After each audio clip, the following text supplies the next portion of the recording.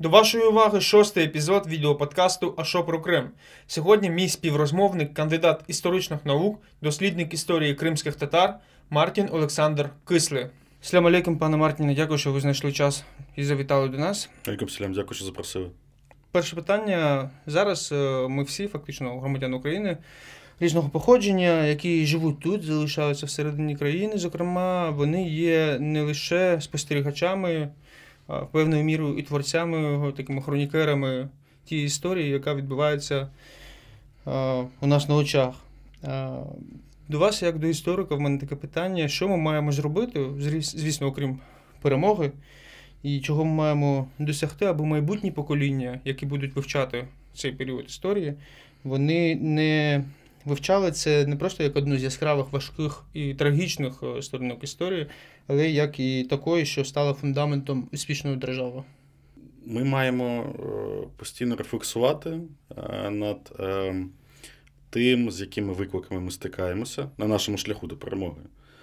Бо це ж, ви дуже правильно зауважили, що йдеться, вочевидь, не тільки про якусь воєнну перемогу, а йдеться про перемогу над певними ворожими смислами і дискурсами, які є панівними, які тяжіють над нами, які загрожують і загрожували нам протягом довгого періоду часу, і які, на жаль, є паразитичними в усьому світі.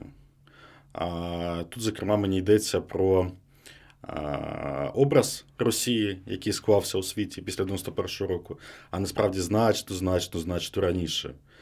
Ще наприкінці 18 століття образ Росії як імперії, яка несе свою цивілізаційну місію в якісь там дикі регіони, або не заселені, як Сибір, або заселені дикунами, як Середня Азія і навіть той самий Крим.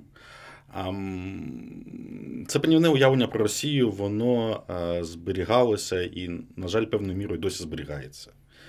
І попри те, що в 2014 році сталася ще одна в історії анексія Криму, як кажуть, перша після Другої світової війни взагалі в Європі, окупація певної території. Попри те, що в 2014 році на сході України розпочалася війна, спровокована Росією, ініційована, і Росія окупувала певні території.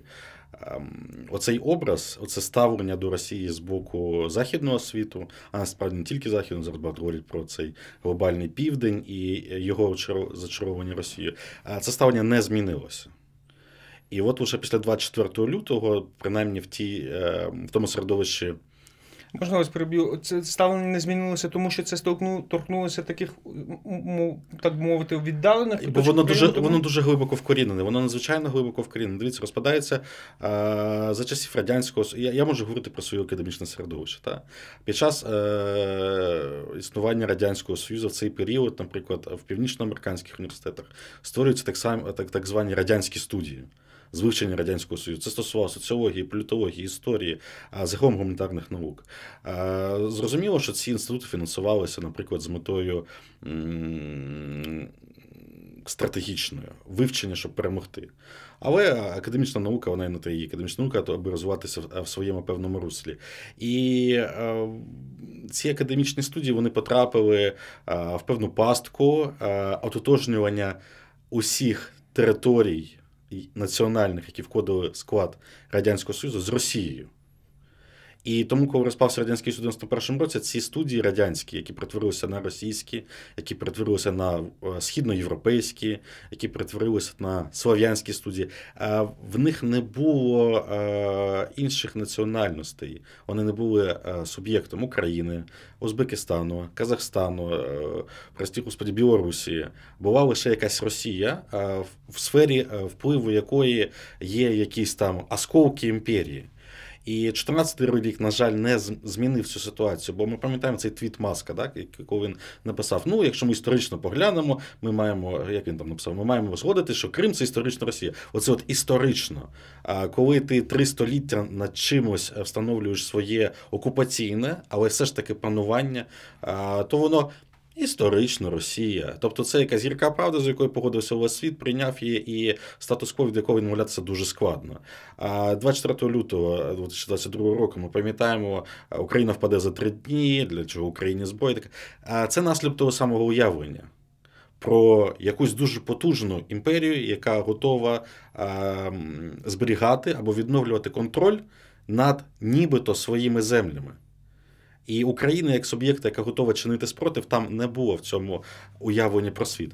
Так от, відповідаючи на ваше питання, наша надзадача, окрім воєнної перемоги, змінити це уявлення про себе, про агресора Росію, і допомогти певною мірою світові змінити цей перерозподіл сил, уявлення, цивілізаційне уявлення про те, чим є імперії, чим є народи, які перебували під впливом імперії, колонізовані.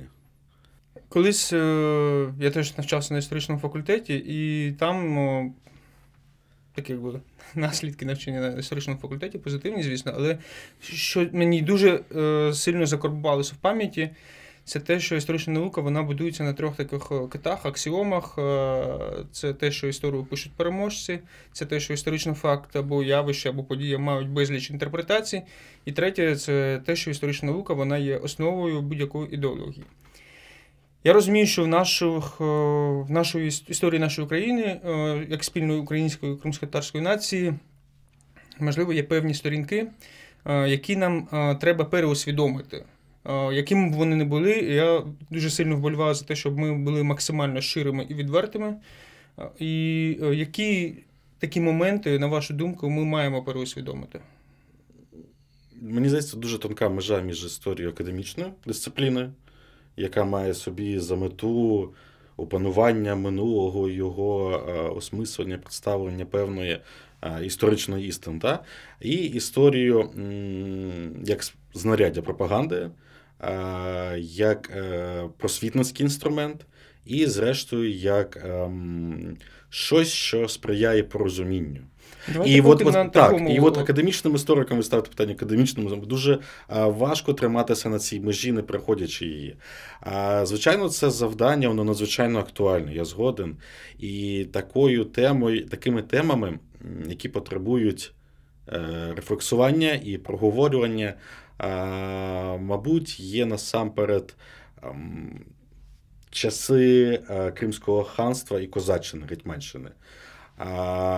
А найголовніше, мені здається, це період після розпаду Кримського ханства. Чим цей період є складним для опанування? Бо це протистояння, і протистояння – це завжди само по собі конфліктна ситуація. А по-друге, це той факт, що після анексії Кримського ханства Російською імперією, зокрема українці, які на той час вже були підданими Російської імперії, вони слугували певними агентами колонізації Криму. Вони так само в цьому брали участь. Ця сторінка історії, вона не є добре актуалізованою і не є добре проговореною. Так само, насправді, як не є добре проговореною той історичний факт, що після депортації кримських татар з Криму, Крим заселявся не тільки колгоспниками з Росії, а так само колгоспниками з України. Тому, якщо ми будемо говорити про якісь популярні, навіть якщо вони є маргінальні, але популярні міфи про українсько-кримсько-татарські стосунки ретроспективно в історії, то зазвичай тут йдеться про якісь такі закиди по типу татари зрадили Хмельницького чи щось таке подібне. Мені здається, все це взагалі треба відкинути. Це не потребує обговорення. Це настільки маргінальне, що воно не сприяє якійсь меті. Натомість треба проговорювати співіснування культур ретроспективно, в історії віддалено, попри те, що було певне протистояння. А також мені здається, що українцям все ж таки слід визнати, що вони, перебуваючи під пануванням імперії, слугували певним знаряддям колонізації, яка здійснювала ця імперія. Якщо повертатись до академічної історії в цьому питанні, я просто бачив на вашій Фейсбук-сторінці нещодавно, по-моєму, навіть вчора, що ви писали, що досі українські історики використовують оцих радянських дослідників, посилаючись на їхні якісь дані. Як цього можна позбавитись? Бо, наприклад, ви знаєте це краще за мене, що по тій самій історії кримських татар можна вивчати не лише за даними, які зберігаються в Росії або в Україні, а величезний архів даних є в Туреччині, є, якщо не помиляюся, в Шведському королівстві також певний масив даних. Як оце перебороти, щоб ми бачили історію кримських татар не як історію окремого народу з боку конкретних людей, скажімо так, дослідників, а як частину історії загальноукраїнської, і вивчали її під іншим ракурсом? Це дуже добре питання, і приклад, який ви навели, дуже добрий, бо мені в тому постійно в Фейсбуці йшлося про істориків, які не є фахівцями з історії Криму. Тобто ту помилку, яку вони зробили, вона неприпустима для фахових істориків, але вона не є дуже груба, бо можуть собі дозволити, вони не є фахівцями з Криму. І цей власний приклад, він ставить на ребро питання, а де ж всі ті історики, які б мали бути фахівцями з Криму? І ми їх можемо перелічити буквально. Їх дуже обмаль. З декількох причин здавалося б логічним і органічним, що ці історики мають насамперед виникати в середовищі кримсько-татарському. Бо ніхто не може вивчати, а головне розповідати історію краще, ніж її носії. Носії певної мови, певних уявлень. І вони цю історію розповідали як належно. Історію пише переможець. То забрати в переможців – це право писати власну історію. Але тут дуже багато перешкод в цьому сталося. І якщо дуже глибоко не заглиблюватися в історію, то, мабуть, найголовніша перешкода – це 90-ті роки, репатріація, яка поставила перед народом виклики матеріальні, змістивши повністю на задній план освіту, розвиток культури, розвиток національної якоїсь науки, якісь духовні прагнення, зрештою. Тому саме в середовищі кримських татар таких істориків поставило дуже мало. Вкрай мало. А з боку України, материкової або Києва з боку, Крим завжди був на маргінесах. Він дуже далеко, він навіть територіально дуже далеко. І тому зацікавлень Кримом їх не було дуже багато, а в свою чергу з боку, наприклад, держави ці зацікавлення аж ніяк не актуалізовувалося. Тому сказати, що там, тому просто не сформувалася певна школа. Школа дослідження Криму. Спроби були ще до 2014 року. Наприклад, та сама Києво-Могилянська академія намагалася ініціювати створення кримсько-татарських студій, і були навіть, зараз це здається напівфантастичні, але проєкти створення філій в Бахчисараї. Бо з точки зору академічної історії, для того, щоб щось вивчати, спочатку треба навчити когось, щоб хтось це вивчав.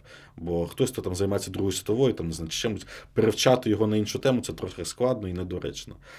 Не сформувалося середовище. Тому зараз, насправді, у нас є можливість застрибнути в цей вагон і розпочати з молоді, яка справа, яка готова, і вже цю молодь вчити на певних джерелах, певній літературі, і відкриваючи на майбутнє для себе оце вікно можливості для того, щоб буде з'являтися історія корінного народу, написана бажано корінним народом. Підсумовуючи, треба створити такий прошарок кримськотатарських дослідників обов'язково. Потрібна інституція. Потрібна інституція, в якій цей прошарок буде цвісти і квітнути. Наступне питання моє теж щодо одного з цих китів про ідеологію, але я поясню, перш ніж поставити це питання. Відкидаючи зараз всі ці теми обговорення щодо створення автономії тощо, я вважаю, що кримських татар, які безумовно є одним з трьох корінних народів України, є власне держава, тобто Україна. І українці, як і кримські татари, сформувалися на цій території, їхні мови сформувалися на цій території, і кримські татари так само являються державотворчою нацією. Тобто колись, коли був Кримський ханат, це був не лише півострів Крим, це і була певна частина південних територій України. І тому, на мою думку, відкидати Якщо комусь там забажається, колись заманеться відкидати таке право кримських татар, це значить відмовлятися від там певної частини сучасної території держави Україна. Після деокупації, звісно, що після перемоги у нас має бути сформована нова ідеологія. І от в контексті цього питання про кримських татар і українців, на вашу думку, якою б мала бути ця ідеологія? На чому вона мала б будуватися? Партнерство. Взаємовигідне партнерство, мені здається. Це по-перше, а по-друге, це відновлення справедливості. Бо, мені здається, українці, які потерпали від Російської імперії, від Радянського Союзу і зараз є об'єктом повномасштабного нападу Російської Федерації, вони мають відчувати оцей певну гніт історичний окупанта. І саме ця боротьба, яка триває, зокрема, і на фронті, вона є певною відновленням справедливості, відновленням власної суверенності. Саме тому мені здається, що українцям буде і має бути легко зрозуміти прагнення кримських татар до тієї ж самої справедливості, її відновлення. Ми пам'ятаємо декларацію про національний суверенітет 2-го Курултаю 91-го року, подолання наслідків депортації та відновлення втраченого. Оце відновлення втраченого. Можна дуже довго дискутувати, і в цій дискусії, мабуть, мають брати участь правники, політологи, державники, про те, як саме має... Ви самі сказали, не будемо торкатися питання автономії. Але ж ми розуміємо, що щось має статися. Не називати це автономією, назвати це якось інакше, якісь національні території, я не знаю. Але щось має статися, що відновить цю історичну справедливість. І от на засадах взаєморозуміння, взаємоповаги і партнерства і має бути відновлена ця справедливість. І мені здається, українці якраз таки зацікавлені в тому, щоб це сталося. Продовжуючи якраз попереднє питання, попрошу вас пояснити і мені, і тим, хто буде дивитись цей матеріал, чому все ж таки історія Криму і історія кримських татар – це не просто історія певного географічного регіону або історія якогось там маленького народу. Це повноцінна частина загальноукраїнської історії. Це архіскладне питання. Насамперед тому, що кримські татари не є національною меншиною. Просто якоюсь ще однією національною групою на теренах України, які мають свій погляд на історію і мали певні свої сторінки історії. Ні. Вони є справді саме корінним народом, який сформувався, мав свою державність, тому вони мають свою повноцінну історію. Тобто це не угорці, це не росіяни, це не румуни. Порівняння з українцями якраз таки доречним. Історія кримських татар може бути такою самою повноцінною, як історія України, історія українців на своїх теренах. Я це згадав, знаєте, в якому контексті. Пам'ятаєте, колись, декілька років тому, в одному з освітніх закладів міста Києва виник невеличкий такий скандал. Була не зовсім красива історія, коли абітурієнти майбутні, вони не дуже добре, скажімо так, відгукувались від того, що в певній частині іспитів, запитань були питання про кримських татар також. Тому я питав про це розуміння того, що це не просто там, умовно кажучи, Ісмаїл Гаспринський, а якийсь там незрозуміла історична постать, а це також частина історії України повноцінна. Мені здається, той випадок, хоча і є кричущим і дуже образливим, мені здається, там якраз таки все дуже просто, і то радше стосується недоліків шкільної освіти. Вочевидь, кимось з авторів тестів була сформована ініціатива додати трохи кримської історії в тест. Натомість вчительки, бо ми ж пам'ятаємо, ця історія, вона була лише в одній локальній школі. Якщо б це сталося по всій Україні, можна було говорити про певну тенденційну проблему. А ця історія сталася лише в одній школі. Вочевидь, просто вчителька забула, або, що, в принципі, теж є симптомом. Вона вирішила, що це недоречно. Нащо своїм учням розповідати про якийсь там Крим, про якогось там Розпринського. І тому те відео, яке записали ці школярі, це була звичайна образа школярів, які якийсь матеріал не вивчили і не знали. Да? Бо вони відкривають тест, там щось абсолютно їм не зрозуміле.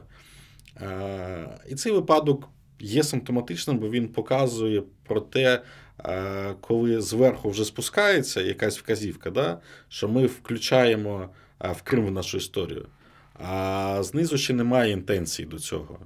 І це якраз дуже наочно показує, що цей процес має бути дуже збалансований. Просто вказівками там Міносвіти чи Мінкульту насаджувати щось, підштовхувати до чогось освітян, не знаю, там, музейників, медійників, державних службовців, цього не буде достатньо. Має бути сформоване певне середовище, коли, ви знаєте, що можна порівняти? Пам'ятаєте часи Ющенка і впровадження національної державної політики щодо Голодомору? Пам'ятаєте, як це відбувалося в Криму? Так. Як це супроводжувалося? На авось. Тобто вчителі приходили і казали: так, діти, сьогодні Віктор Андрійович сказав, що ми будемо читати про Голодомор. Дома почитайте. Приблизно те ж саме. Це має відбуватися дуже органічно. Звичайно, ці програми, освітні програми, які спускаються згори, вони мають бути досконалі. Вони не мають відлякувати дітей, зрозуміло. Як ви вважаєте, якщо взяти період з 2014 року і до сьогодення, до 2023 року, як змінилася взагалі обізнаність у нашому суспільстві щодо історії кримських татар? І не лише про 18 травня, да, про цю трагічну дату, а взагалі в такому більш ширшому контексті. І чи змінюється взагалі? Змінилася вона взагалі суттєво. Вона змінилася на декілька порядків в порівнянні там з періодом 91-2014. Проблема радше в тому, на кому ми можемо заміряти ці зміни. На киянах? А чи відбулися якісь зміни, наприклад, в уявленні мешканців Харкова, Луцька, Хмельницького, або якихось маленьких українських сіл, або райцентрів?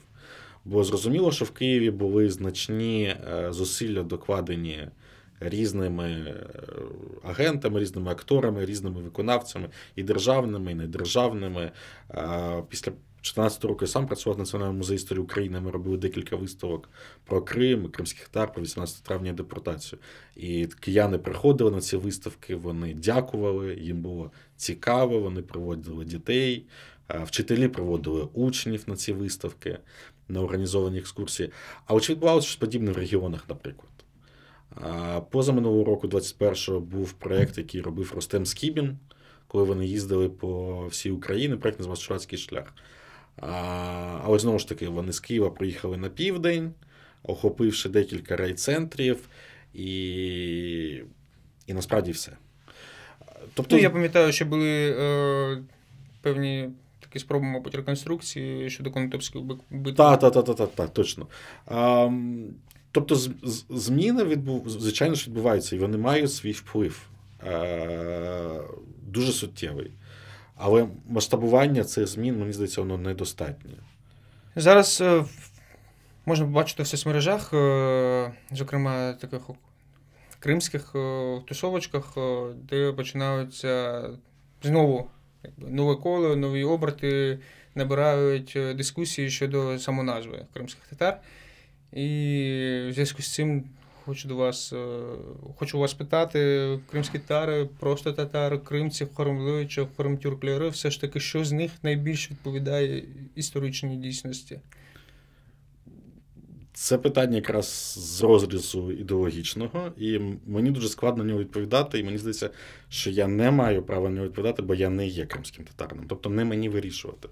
А моя думка як історика, що це точно не татари, бо це абсолютно штучний термін, спочатку який використовувався на позначення племені, а потім цей термін перетикає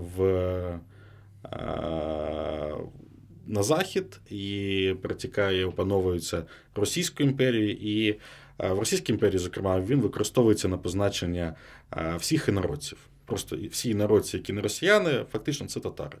А потім вже йде уточнення. А які татари? Які інородці? Башкірські, волзькі, сибірські, які? Кримські. Тобто, відверто кажучи, кримські татари – це не є етнонім.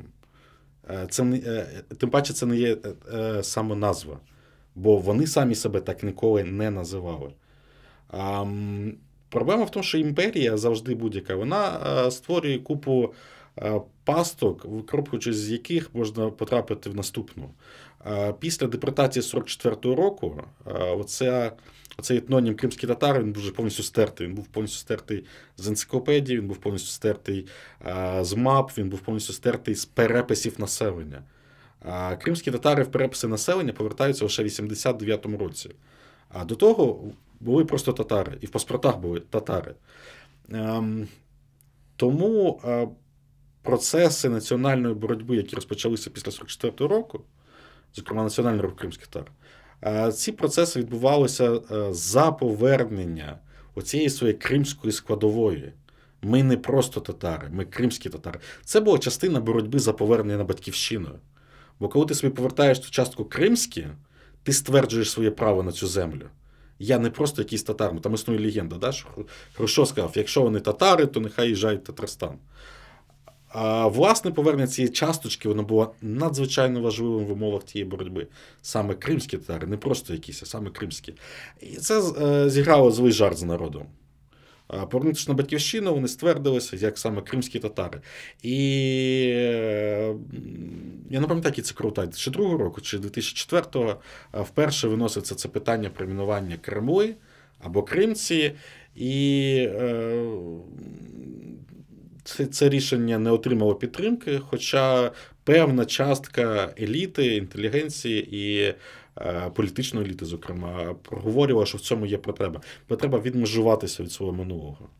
Точніше, не свого минулого, а нав'язаного нам опису нашого минулого. Оце от історії інородців, історії якихось чужих, які не належать цій землі. І я згоден з цим. В цьому дійсно є певна потреба. Не певна, а дуже наочна і актуальна. Чи має бути виходом з цієї ситуації саме Кремли чи кримці? Я бачу по цих самих дискусіях, що деяким просто на звучання фанатично не подобається, наприклад, кримці. Бо це все ж таки радше калькування української чи російської мови, азербайджанці, українці, кримці. Тобто це сама назва, яка не вкорінена в кримсько-татарську мову. Кремли звучить набагато більш кримсько-татарськіше, ніж кримці. Є думка, що Кремли – це ж прислівник, воно так само і прикладається. Кремли кримські є, що воно теж недоречно. Можливо, треба подумати над якимось іншим варіантом, який задовольнить спільноту. Можливо, треба дійти спочатку згоди щодо того, що нам треба запропонувати щось своє для себе, а потім вже тоді разом шукати рішення, що це може бути. А оце, да, це точно не татари, це точно не кримські тюрки, або щось подібне, що нав'язувалося кимось. Бо так кримські тюрки нав'язано Туреччиною, власне, Османською імперією. Звичайно, що якийсь проміжний варіант, як компроміс, кримські татари, чому би і ні. Це компромісний варіант. До речі, згадав, що Арсен Жумаділов також пропонував варіант Крим-татара, одним словом. Так. Хотів зауважити, що ця назва татари також, якщо не помиляюся, використовувалась і для позначення кумиків, тобто дагестанські татари, азербайджанців, наче закавказькими татарами називали. Всіх, абсолютно всіх, так. Ну, я так розумію, що це стосувалося просто всіх тюркомовних націй. Будемо дивитися за цими дискусіями, самому цікаво, до чого вона насправді призведе. Але маю, мабуть, сказати, що я навіть для себе досі не можу всередині вирішити, все ж таки я Кремли, чи я просто кримський татар. Ні, це справді складне питання, і буквально вчора дивився останній Міркес про те, що ці дискусії нас не об'єднують, а роз'єднують. Мені здається, що самий факт наявності дискусій, він є добрим, бо сам факт наявності дискусій є продуктивним. Добре, що ці дискусії відбуваються. Навіть якими б ворожими вони не здавалися спостерігачеві. Більше дискусій лише краще для прийняття майбутніх рішень. Бекір Мамутов сказав, що зараз в ці дискусії включаються вже нове покоління. Не старе покоління там якихось ветеранів національного руху, а саме молодь. Можливо, ці дискусії здаються ворожими, такими, які роз'єднують спільноту, тому що в них бере участь саме, як Бекір Ага сказав, радикальна молодь. Можливо, справді, молодь має свої моделі ведення дискусій, скажімо так. Але це не є погано. Ну, я думаю, що це просто нормальний процес, в принципі. Абсолютно, так. Не буде прийнято рішення зараз, воно, принаймні, його буде легше приймати в майбутньому. Пане Мартіне, це щодо... Наступне питання щодо все ж таки необізнаності певної частки населення суспільства українського щодо кримських татар. Для вас також не є це секретом, що де-інде, там в тому самому Фейсбуці, деякі люди починають піднімати галас, що, мовляв, кримські татари, вони не борються за Крим, вони не захищають Україну, вони нічого не зробили для того, щоб Росія не окупувала Крим. Звідки це взагалі береться, що з ним робити? А це якраз таки є оці дуже глибоко вкорінені імперські наративи, які тягнуться ще, принаймні з часів Кримської війни точно. Не кажучи вже про 44-й рік і звинувачення у зраді. Це нам здається, що українське суспільство якось там змінилося, трансформувалося, оновилося, осучаснилося. Якщо людина зростала в певному середовищі певних ідей, навіть я вчився ще в школі по підручниках, яких було написано, що татари зрадили Хмельницького. Хоча це вже незалежна Україна. То так чи інакше, якою б хорошою людина не була, або не була б хорошим експертом у своїй гаузі, бо я приблизно розумію, про яких людей ви говорите. Так чи інакше вона може репродукувати всі ці почуті речі, всі ці смисли і всі ці справді імперські наративи, нав'язані Росією. Про те, що є якийсь народець хитрий, який там підлаштовується до політичної кон'юнктури, там щось і взагалі не хоче, а якщо ми дамо їм автономію, вони взагалі до Туреччини приєднаються. Діагнозом насправді цього є, що це дуже маргінальні дискусії, розкидані десь по Фейсбуку чи по Телеграму, ще десь. Бо я прискіпливо до них придивлявся, мені здається, вони не отримують значного поширення і підтримки з боку експертного середовища, з боку широких верств населення, і це вже є добре, насправді, надзвичайно добре. Протидією цьому може стати якраз оця освітня інституція, про яку ви говорили, чи можуть бути ще якісь використані засоби боротьби з такими речами? Фактично, так, це має бути певна стратегія, лікбез, певною мірою, так. Хочу звернутися до вашого досвіду життя. Ви сказали мені, що ви жили в Сімферополі, зростали там, і, мабуть, ви також відчували оцю ворожнечу таку між представниками, наприклад, російської нації, росіян, власне, і кримських татар. Я розумію, що частково, можливо, це було обмовлено ще й тим, коли кримські татари поверталися, ми були досить такою об'єднаною групою, яка, можливо, викликала якісь там незрозумілі настрої або підозри. І це все підсилювало, звісно, що російською пропагандою також. Після деокупації Криму ми туди повернемось.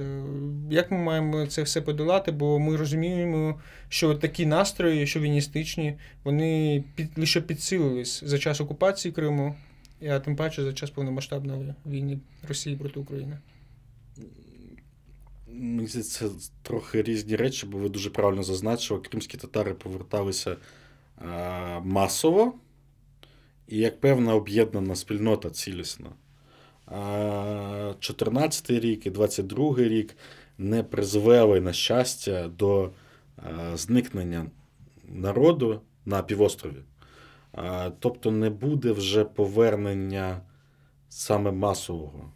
Попри те, що в 22-му дуже велика кількість кримських виїхала з Криму, вже не буде того феномена початку 90-х. Чи буде відтворено у той шовінізм, навіть на побутовому рівні, Вочевидь, так. Як ми можемо з ним боротися? Захистом прав корінного народу, зокрема і на рівні надання йому певних прав автономії. Знову ж таки, це відкине і унеможливить значний відсоток будь-яких звинувачень або маніпуляцій.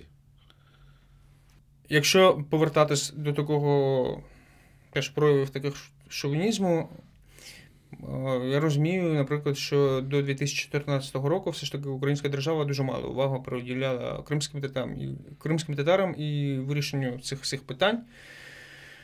Але повертаючись до майбутньої деокупації півострова, ми туди заходимо, відновлюємо всі ці наші інституції державні, намагаємося якось впровадити освітній процес, щоб він був нормальним, принаймні впродовж того, що поборотися з наслідками того, що туди принесли росіяни.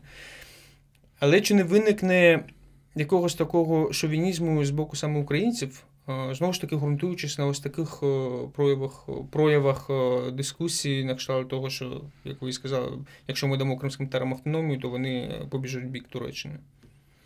Звичайно, що ризик є. В тих дискусіях, про які ви говорили на Фейсбуці, мені запам'яталася одна теза, надзвичайно небезпечна, але я тішуся, що я бачив лише в одному коментарі, це навіть не пост був. Давайте віддамо землю в Криму українським військовим. Власне, те, що робив Радянський Союз після 1944 року, віддавав в Криму квартири і землю відставним військовим морякам Чорноморського флоту. Тобто, звичайно, що небезпека є. Оцінювати її зараз дуже складно. Варто тримати її в голові, пам'ятати про неї і реагувати за потреби. Два останніх питання в мене буде таке трохи помріяти. Вертаючись до відновлення історичної галузі на території Криму, я розумію, що будуть великі наслідки окупації і втрата для нашої якоїсь певної частини історичної спадщини. Я не буду говорити вже про Хан-Сарай, які руйнують, про ті археологічні знахідки, які росіяни вивозять на територію Росії з окупованого Криму.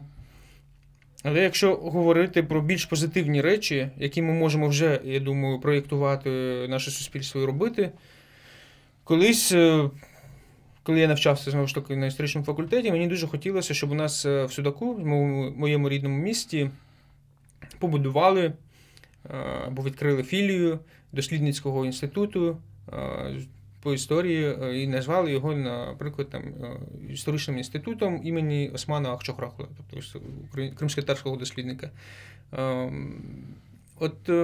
Як ви б це бачили, відновлення цих історичних всіх функцій, процесів на території Криму після деокупації? Можливо, нам треба буде долучати міжнародних дослідників на кшталт з Італії, бо ми знаємо, що певний період історії в Криму були саме генуезькі колонії. І чи можуть вони взагалі підсилити наш розвиток в цьому? Залучення – це завжди добре. І ми можемо залучати і широкі верстви українських істориків, італійських, і північноамериканських, і турецьких, зрештою. Але я все ж таки повторююся і наголошую на тому, що відновлення цих інституцій має відбуватися на ґрунті національному, саме корінного народу, кримських татар. Для того, щоб цей інститут називався імені Османа Ахчохрахли, його мають заснувати татари, а не українці, італійці, ще хтось. Бо тоді воно буде називатися інакше, в нього буде інша суть, і в нього, можливо, буде, не обов'язково, можливо, буде викривлена мета. Тобто це обов'язково. Говорячи про відновлення, точніше, про створення і розвиток такої історичної галузі після деокупації в Криму, повертаємось до того, що нам треба створювати оце інтелектуальне підґрунтя, інституції. Хто цим має займатися? Це самі просто мають бути ініціативи від людей, дослідників. Це мають створювати вже існуючі наукові інституції. Чи від кого це має бути? Тут два різні етапи створення спочатку інституцій, А друге вже створення на базі, на основі цієї інституції, за допомогою ресурсів цієї інституції, певного середовища інтелектуального, насамперед. Перший етап не може відбутися без підтримки держави. Звичайно, можна залучати якихось, не знаю, міжнародних партнерів, зокрема, і фінансування на ці проекти. Але, мені здається, є конче необхідним, щоб в цьому саме брала участь держава, тим самим втілюючи свою державну політику і бачення майбутнього, в якому Крим обов'язково є. Ми це постійно чуємо, ми це навіть бачимо. А на другому етапі на себе вже ініціативу мають взяти люди. Звичайно, що без, скажімо так, менторів, вчителів, наставників, сухо кажучи, викладачів, тієї мінімальної кількості українських науковців, які є, можливо, із залученням їхніх колег з Туреччини, Північної Америки, Європи, цього не станеться. Тобто ці люди обов'язково потрібні. Хтось має очолити ці кафедри, не знаю, кафедру Кримського ханства, кафедру, там, не знаю, Радянського Криму, щось таке. Але без студентства це все не запрацює. Декілька років тому в університеті Шевченка, Національному університеті, було відкрито студії. І останній раз, коли я щось чув про них, що у них недобір по студентах. Звичайно, зараз загалом вища освіта в Україні переживає, і не тільки в Україні, в світі, переживає певну кризу. На багатьох програмах є недобір, бо молодь по-іншому ставляє пріоритети. Тому важко сказати, що це прям дуже симптоматично. Але так, недобір на кримських студіях – це вже виклик для нас, не для державотворців, не для викладачів, а для спільноти, яка не хоче, не йде, не вважає за потрібне. Потрібно зацікавити, потрібно пояснити, наскільки це важливо, наскільки це потрібно і що це дуже стратегічний крок.